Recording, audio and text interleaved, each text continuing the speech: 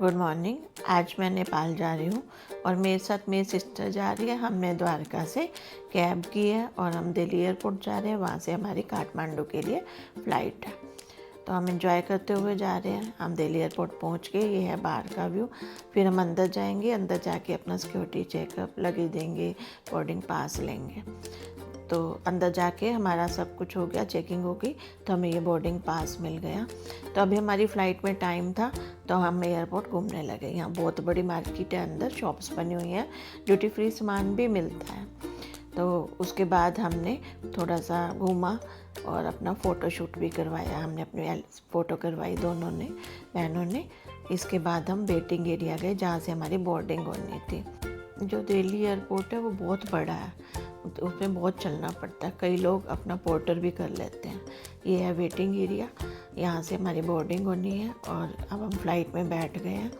हमें window seat मिली है। मेरी सिस्टर पहली बार फ्लाइट में बैठी थी, तो काफ़ी एक्साइटिंग थी। ये बाहर विंडो से बाहर का व्यू है। यह काठमांडू, वहाँ बुद्धा जी का स्टैचू था, तो मेरी सिस्टर ने भी वहाँ पर स्नैप कराई। ये है काठमांडू का एयरपोर्ट।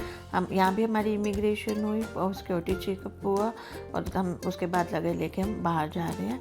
फिर हम अपने यहाँ की सिम लेंगे और साथ में करेंसी भी चेंज कराएंगे। ये काठमांडू का टैक्सी स्टैंड है। यहाँ पर हमारी टैक्सी बुक है। हम आज काठमांडू नहीं रुकेंगे, हम आज जाएंगे पोखरा। तो अब हम पोखरा जा रहे हैं अपनी टैक्सी द्वारा।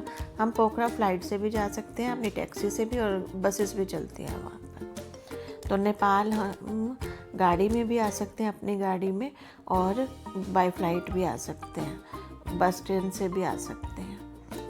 तो हमारा सारा दिन आज ट्रैवल में बीत गया।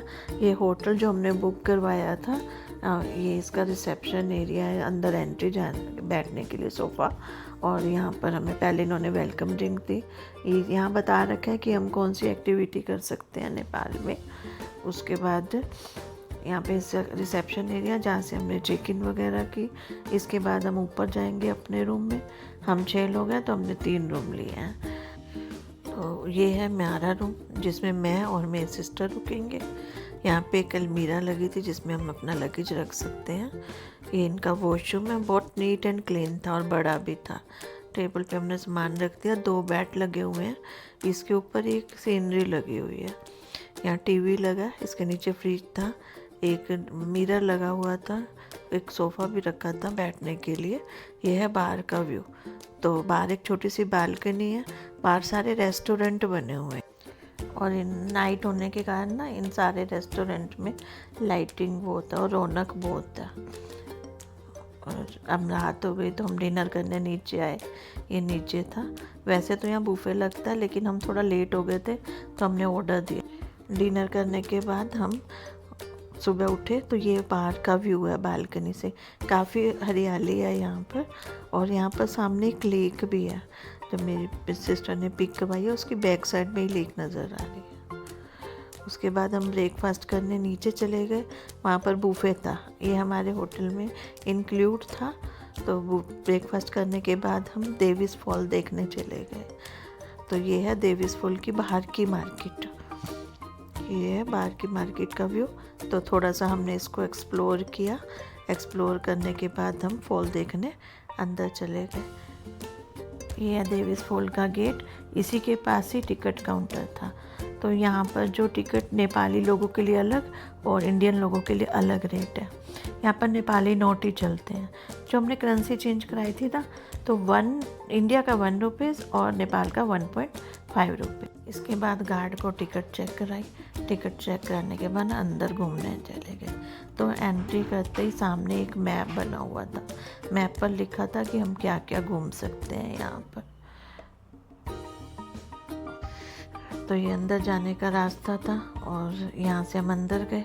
इधर सारी सामने ग्रीनरी है पूरी, और साइड में जो मैप पे लिखा था फर्स्ट ये बना हुआ है। इधर जो बोर्ड लगा हुआ देवी फॉल की हिस्ट्री लिखी हुई थी। इधर भगवती कामना का फूल था। यहाँ पर ये बुद्धा जी का स्टैचू था, और ये पूरा ऑल ओवर व्यू है यहाँ का। इसके बाद फॉल था।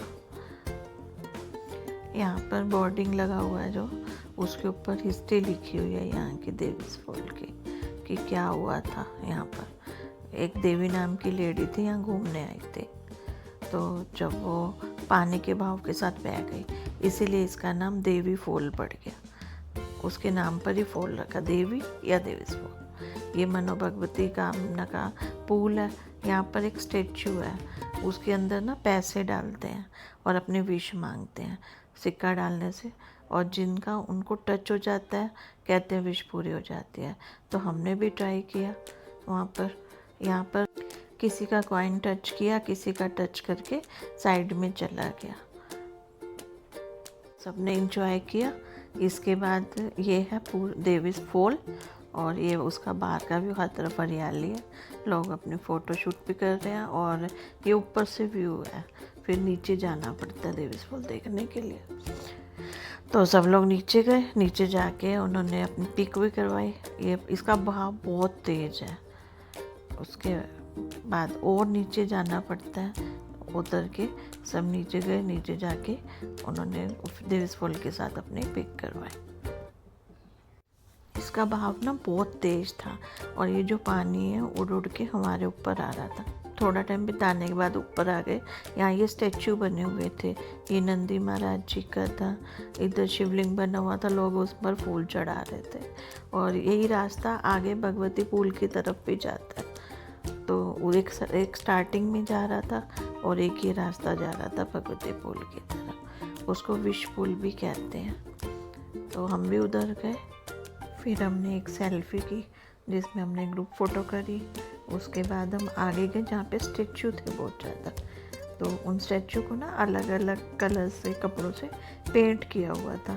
तो एक स्टैचू तक तो मैं पहुँच ही नहीं पाई, उनकी हाइट बहुत ऊंची थी, पीछे ईंटें रखी थी, पर फिर भी मैं पहुँच नहीं पाई। फिर मैंने दूसरे स्टैचू को ट्राई किया और अपनी पिक करवाई। फिर मेरी सिस्टर और मैंने दोनों ने करवाई। उसके बाद मेरे बेटे ने ये वाली करवाई, और हमारे साथ जो लड़का गया था उसने ये करवाई। तो ये अंदर भी मार्केट बनी हुई थी, उसके अंदर। फिर हम थोड़ा सा इनको घूम के हमने मार्केट देखी, थोड़ा सा एक्सप्लोर किया, रेट वगैरह पूछे।